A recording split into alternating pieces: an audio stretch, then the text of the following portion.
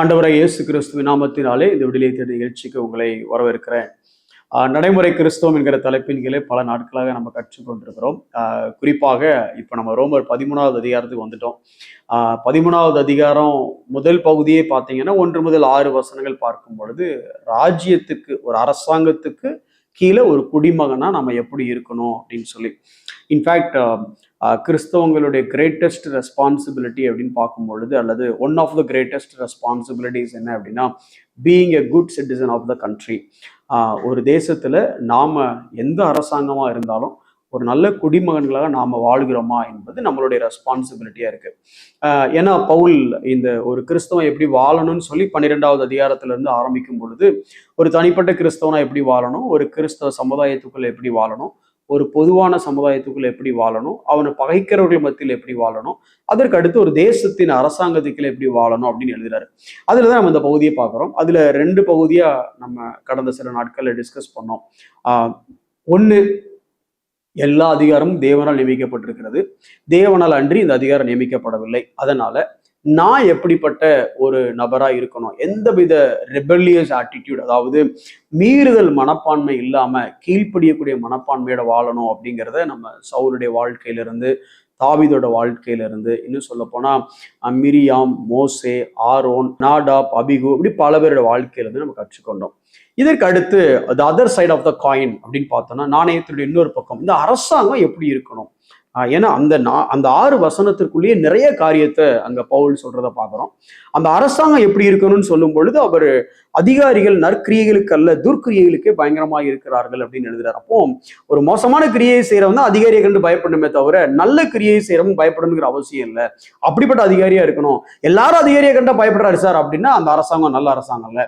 அப்ப அரசாங்கம் எப்படி இருக்கணும் அப்படின்னா, அவர்கள் நன்மை செய்ய அழைக்கப்பட்டவர்கள், அதே வசனத்துல கீழே வருது, நீதி செய்ய அழைக்கப்பட்டவர்கள். அவங்க கையில பட்டயம் இருக்கு, ஆனா அந்த பட்டயத்தை பார்த்து எனக்கு நம்பிக்கை வரணும். என்ன நம்பிக்கை வரணும் அப்படின்னா, தப்பு செய்யறவங்களாம் காலி ஆயிடுவான்டா ஒரு நம்பிக்கை வருது.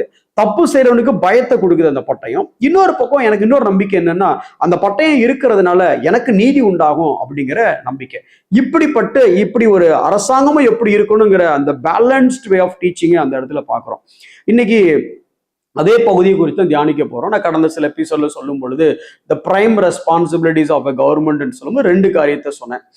ஒன்று, protect the community from the lawlessness, சட்டவிரோதமான காரியங்களில் இருந்து சமுதாயத்தை பாதுகாக்க வேண்டும். முதலாவது பிரதான கடமை. இரண்டாவது பிரதான கடமை என்ன அப்படின்னா, to keep the nation financially solvent, அதாவது பண காரியங்கள்ல குடிமக்கள் கஷ்டப்படாதபடி அவங்களை பாதுகாத்து கொள்ள வேண்டும் அப்படின்னு சொல்லி பார்த்தோம். அந்த 2 காரியம் தான் ரொம்ப கீ. ஒன்னு சட்டவிரோதம், இன்னொன்னு அது தடுக்கப்படணும், இன்னொன்னு பொருளாதாரம் அப்படின்னு வச்சுக்கலாம். சட்டவிரோதமான காரியங்கள் தடுக்கப்பட வேண்டும், பொருளாதாரம் விரிவாக்கப்பட வேண்டும். இது 2 அடிப்படையான எந்த ஒரு ஆட்சி அமைஞ்சாலும் இந்த 2 காரியம் அடிப்படையான காரியம் அப்படின்னு சொல்லி பார்த்தோம். இதுல இந்த முதலாவது சட்டவிரோதமான காரியங்களை தடை செய்யறதுக்கு என்ன பண்ணணும் அப்படின்னா 2 காரியம் அது கீழே பார்த்தோம். ஒன்னு, கம்யூனிட்டியை, அதாவது சமுதாயத்தை எந்த தவறும் அவங்களுக்கு நடந்து விடாதபடி இவங்களை பாதுகாக்கணும். அதே நேரம் தவறு செய்கிறவனை தண்டிக்கணும். 2 பேரையும் செய்யணும், பாதுகாக்கவும் செய்யணும், தண்டிக்கவும் செய்யணும் அப்படின்னு பார்த்தோம். இந்த பாதுகாக்கணும்னு வரும் பொழுது அக்கிரமத்திலிருந்து பாதுகாக்கணும் அப்படின்னு பார்த்தோம். லாலெஸ்னஸ். இப்ப இந்த அக்கிரமங்கிற வார்த்தைக்கு நிறைய வேத விளக்கத்தை பார்த்தோம். ஒண்ணு கலாத்தியர்ல இருந்து பார்த்தா ரிவைலிங்ஸ், அதாவது களியாட்டு, நான் நினைச்சா என்ஜாய் பண்ணுவேன் அப்படின்னு இருக்கிற ஒருத்தன் அரசாங்கத்தை கண்டு பயப்படணும், அப்படிப்பட்ட சட்ட ஒழுங்கு இருக்கணும் அப்படின்னு பார்த்தோம். 2வது கிரீக் வேர்டு பார்த்தோம்னா echthra of the hatred, enmity, பகை, ஜாதிக்கு ஜாதி பகை, ஊருக்கு ஊரு பகை, கோஷ்டி பகை, இந்த மாதிரி பகைலாம் வைக்கிறதுக்கு பயப்படணும், அந்த மாதிரி சட்டம் ஒழுங்கு இருக்கணும் அப்படின்னு பார்த்தோம். 3வது இன்னைக்கு ஒரு காரியம் என்ன பார்க்க போறோம்னா அசோட்டியா அப்படிங்கிற ஒரு வார்த்தை, அது அபண்டன்ட் லைஃப், அதாவது இஷ்டம் போல நான் வாழுவேன் அப்படிங்கிற ஆட்டிடியூடு. இதுக்கு உங்களுக்கு ஒரு எக்ஸாம்பிள் சொன்னா புரியும் நினைக்கிறேன். ரெக்லெஸ் லிவிங் அப்படின்னு சொல்லுவாங்க, இல்ல வைல்டு லிவிங் அப்படின்னு சொல்லுவாங்க. ஒரு பொறுப்பு இல்லாம வாழக்கூடிய ஒரு வாழ்க்கை. அப்படிப்பட்டவனும் பயப்படணும் அரசாங்கத்தை கண்டு. ஃபார் எக்ஸாம்பிள், எல்லாரும் நீங்க டிராபிக்ல போயிட்டு இருப்பீங்க, நடு ரோட்ல டிராபிக்ல வண்டியை நிப்பாட்டிட்டு இருப்பாரு அவரு. அந்த பக்கம் கொஞ்சம் கஷ்டமா இருக்கும் போறதுக்கு, நீங்க ஆர்ன் அடிச்சீங்கன்னா அவரு திரும்பிட்டு அப்படி போக வேண்டியது தானே அப்படிம்பாரு. அவருக்கு பின்ன 10 வண்டி நிற்கும். ஒரு சில இடத்துல லாரி நிப்பாட்டிட்டு ரூட்டு கேட்க ஃபோன் பேசிட்டு இருப்பாங்க. அந்த லாரி நின்னதுனால பின்னால 10 வண்டி நிற்கும். ஆனா எதை பத்தியும் கவலைப்பட மாட்டாங்க. கொஞ்சம் ஓரமா நின்றுட்டு கூட பேசலாம், ஆனா பேச மாட்டாங்க. முதல்ல ரோட்ல ஓட்டிட்டு ஃபோன் பேசுறதே தப்பு. ஆனா யாரை பத்தியும் கவலை இல்லை, நான் ஏன் இஷ்டத்துக்கு இருப்பேன், இப்படி ஒரு ஆட்டிடியூட் இருக்கு பாத்தீங்களா? இவங்கெல்லாம் அரசாங்கத்தை கண்டு பயப்படணும். அப்படிப்பட்ட ஒரு ஆட்சி. இதுக்கு ஒரு சின்ன எக்ஸாம்பிள் சொல்லணும், இந்த வார்த்தை அடிப்படையில் ஒரு எக்ஸாம்பிள் சொல்லணும் அப்படின்னா, ப்ராடிகல் சன்னோடைய ஸ்டோரியை அது ஸ்காலர்ஸ் ரெஃபர் பண்றாங்க.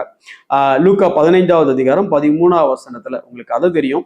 அவன் போயிட்டு அப்பாட்ட சொத்தெல்லாம் வாங்கிட்டு ஊர்ல கொஞ்ச நாள் இருந்துட்டு அவர் ஊரை விட்டு வெளியில போறான். அதுல வசனம் சொல்லுது, சில நாளைக்கு பின்பு இளைய மகன் எல்லாவற்றையும் சேர்த்து கொண்டு தூர தேசத்துக்கு புறப்பட்டு போய் அங்கே துன்மார்க்கமாய் ஜீவனம் பண்ணி தன் ஆஸ்தியை அழித்து போட்டான். இந்த துன்மார்க்கமாய் ஜீவனம் பண்ணின்னு இருக்குல்ல, இதுக்குதான் அசோட்டியா அப்படிங்கிற அந்த கிரேக்க வார்த்தையை பயன்படுத்துறாங்க. அதாவது சிம்பிளா எந்த கட்டுப்பாடும் கிடையாது, நோ ரெஸ்ட்ரைண்ட், ஒரு டீசன்சி கூட கிடையாது. அதாவது சில நேரத்துல பாத்தீங்க அப்படின்னா ஒரு பொது இடத்துல இருந்துட்டு ரொம்ப கேவலமான வார்த்தைகளை பயன்படுத்துவாங்க. நீங்க ட்ரெயின்ல அந்த மாதிரி போகும்போது பாத்தீங்கன்னா ரொம்ப கேவலமா, அவர் யார்கிட்டயும் சண்டை போட்டுட்டு இருப்பாரு, ரொம்ப கேவலமான வார்த்தை. பக்கத்துல குழந்தை இருக்குது, இல்ல பெண்கள் இருக்கிறாங்களே, இல்ல குடும்பம் இருக்குது, இல்ல பெரியவர்கள் இருக்கிறாங்களேங்கிற எதை பத்தி யோசிக்கிற கிடையாது, ரொம்ப கேவலமா. அதே மாதிரி மிஸ்பிஹேவ் பண்றது, யாரை பத்தி கவலை, இப்ப என்ன அப்படிங்கிற மாதிரி, அதாவது என்ன யார் கேப்பா அப்படிங்கிற ஒரு லெத்தாஜிக் ஆட்டிடியூட்.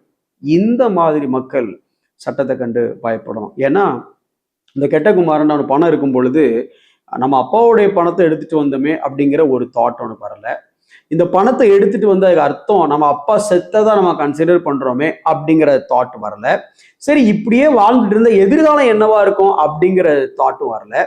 அதாவது simply wasting, no worries about self, no worries about any other publics. எந்த மனுஷனை பத்தியும் எனக்கு கவலை இல்லை. சில நேரம் பார்த்தீங்கன்னா அதை குடிச்சிட்டு அவங்க பேசுற, அவங்க பிஹேவ் பண்ற விஷயம் என்னன்னா, சுத்தி இருக்கிற எல்லாத்தையுமே கொஞ்சம் ஆக்வர்டா ஃபீல் பண்ண வைக்கிறோம். அதுவும் எஸ்பெஷலி சில நேரத்தில் இந்த ட்ரங்கட் பீப்புள் பிஹேவ் பண்ற விதம் எப்படி இருக்குன்னா, நம்மளே ஐயோ என்ன பண்ண, ஏதாவது எம்பாரசிங்கா நடந்துடக்கூடாதுன்னு அவங்க ரொம்ப ஃபீல் பண்ணுவோம். ஆனா அவங்க எதை பத்தியும் ஃபீல் பண்ண, எவன் எப்படி இருந்தான் அப்படிங்கிற ஒரு ஆட்டிடியூடு. இந்த மாதிரி மக்கள் இருக்காங்க பார்த்தீங்களா, இவங்க அரசாங்கத்தை கண்டு பயப்படணும். ஏன்னா இதெல்லாம் லாலெஸ்னஸ், இதெல்லாம் அக்கிரமம், ப்ராடிகல் வே ஆஃப் லிவிங் அப்படின்னு சொல்றோம். ஏன்னா அந்த ப்ராடிகல்ஸனுடைய எண்டை பார்க்குறோம்ல, எல்லாவற்றையும் அவன் செலவழித்த பின்பு அவன் தேசத்திலே கொடிய பஞ்சம் உண்டாயிற்று, அப்பொழுது அவன் குறைவுபட தொடங்கி. பஞ்சம் இருக்கும் போதுதான் தேவை இருந்துச்சு, ஆனா பஞ்சம் வரும் பொழுது குறைவுபட்டு போனதை பார்க்கிறோம். பன்றியை மேய்க்கக்கூடிய லெவலுக்கு போனதை பார்க்கிறோம். இன்னும் சொல்ல போனா பன்றிக்கு கிடைச்ச தவிட்டை திங்கிறதுக்கு ஆசையா இருந்தானமா, அதெல்லாம் யோசிச்சு பார்க்க முடியல. அதாவது தவிட்டை போய் தின்னா சார் அப்படின்னா அது வேற விஷயம், தவிட்டுக்கே ஆசை, பிரியாணிக்கு ஆசை இல்ல, தவிட்டுக்கே ஆசை, ஏன்னா தவிடு கூட கிடைக்கல அவனுக்கு. அப்படிப்பட்ட ஒரு நிலைமையில அவன் இருந்தான். இதுதான் யாரை பத்தியும் கவலைப்படாம ஒரு துன்மார்க்கமான ஒரு வாழ்க்கை வாழ்றது. இது ஒரு வகையான அக்கிரமம். இன்னொரு அக்கிரமம் என்ன சொல்றாங்க அப்படின்னா, அதே இது அஸ்டோஸ் அப்படிங்கிற வார்த்தையை யூஸ் பண்றாங்க. என்னன்னா ரியாட்டியஸ், கலவரம் ஏற்படுது, டிஸ்ஆர்டர்லி லிவிங். ஒன்னா இது வேதத்துல ஒரே ஒரு இடத்துல அந்த வார்த்தை வருது, அன்சேவ்டு இல்லைங்களா, சிம்பிளி வேஸ்டிங் எனிதிங். நீ பாத்துறீங்களா, அரசாங்கத்தினுடைய சொத்து அப்படிங்கிற எண்ணம்லாம் இருக்கவே இருக்காது. சும்மா ஒரு பஸ்ஸை கள்ளதிக்கு எரிஞ்சு கண்ணடைய உடைப்போமே, இந்த மாதிரி ஆட்கள். அதாவது யாரை பத்தியும், இது பொது இடம், இங்க இந்த அரசாங்கத்தினுடைய ப்ராப்பர்ட்டி நம்ம பயன்படுத்துறோம், அதை கொஞ்சம் ப்ராப்பரா பயன்படுத்தணும், அதை வேஸ்ட் பண்ணக்கூடாது, எவன் சொத்து, கவர்மெண்ட் சொத்து தானே அப்படின்னு சொல்லி அலட்சியமா அதை செலவு பண்றாங்க பாத்தீங்களா, இந்த மக்கள்லாம் பயப்படணும்.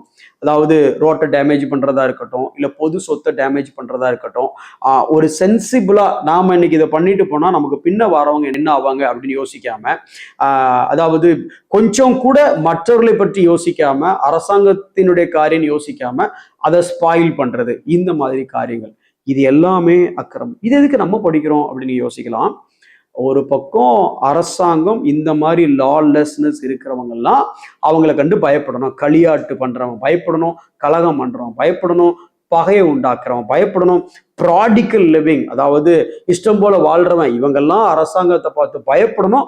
அந்த அளவுக்கு அரசாங்கம் சட்ட ஒழுங்கை பாதுகாக்கணும், அதுதான் நல்ல அரசாங்கம் சொல்லி இந்த பகுதியை படிக்கிறோம்ல. இதுல நம்மளுடைய கடமை என்ன? இப்படிப்பட்ட காரியங்கள் எல்லாம் செய்யாத ஒரு வாழ்க்கை நம்ம வாழணும். களியாட்டு இல்லாத ஒரு வாழ்க்கை, பகை இல்லாத ஒரு வாழ்க்கை, பொறுப்பற்ற தன்மை இல்லாத ஒரு வாழ்க்கை, உதாசீனமா செலவு பண்ணுகிற அந்த மாதிரி அப்படி இல்லாத ஒரு வாழ்க்கை, மற்றவர்களை குறித்து கொஞ்சம் கூட யோசிக்காம வாழ்ற வாழ்க்கை எல்லாமே கிறிஸ்தவ உலகத்துல இருக்கக்கூடாது. ஒரு பொறுப்புள்ள வாழ்க்கை, அதான் சிம்பிள் அப்படி சொல்லுவாங்க, live with the senses having considered others அப்படின்னு சொல்லுவாங்க. ஒரு பொறுப்பு உணர்ச்சியோட நம்ம வாழணும், மற்றவர்களை கருத்தில் கொண்டு வாழணும். அப்படிப்பட்ட ஒரு வாழ்க்கையை தேவன் நமக்கு தர நாம் செபிப்போம். கண்களை மூடி நாம் செபிப்போம். அன்புள்ள ஆண்டவரே, களியாட்டு இல்லாத ஒரு வாழ்க்கை, பகை இல்லாத ஒரு வாழ்க்கை, பொறுப்போடு வாழக்கூடிய ஒரு வாழ்க்கை, பொதுவான காரியங்களை சேதப்படுத்தாம ஆண்டவரே நாங்க மற்றவர்களையும் மனதில் கொண்டு கருத்தில் கொண்டு நாங்கள் வாழ எங்களுக்கு நீர் உதவி செய்யும்.